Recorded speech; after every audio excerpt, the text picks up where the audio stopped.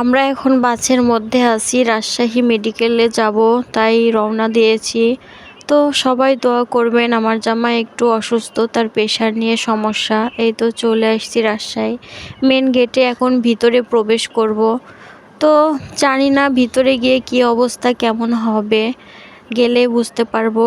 তো এই তো ভিতরে আমার জামাই যাচ্ছে, চলে আসলাম। এত পরিমাণ সিরিয়াল আর এত মানুষের ভিড়, আল্লাহ তুমি এই জায়গায় মানুষকে নিয়ে আসো না। আর আসলে এই জায়গাটা অনেক কষ্টের, কত মানুষ বেডে শুয়ে আছে, কত রুগী অসুস্থ।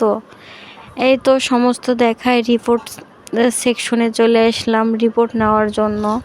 তো এখানে অনেক সিরিয়ালের শেষ নেই।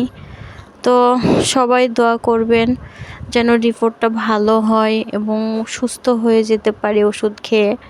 তো আল্লাহর মেহেরবানি করলে সব কিছুই সম্ভব। এই যে কত মানুষ শুয়ে আছে বেডে, কত কষ্ট। আসলে এই জায়গায় যে আসবে সেই বুঝতে পারবে যে কতটা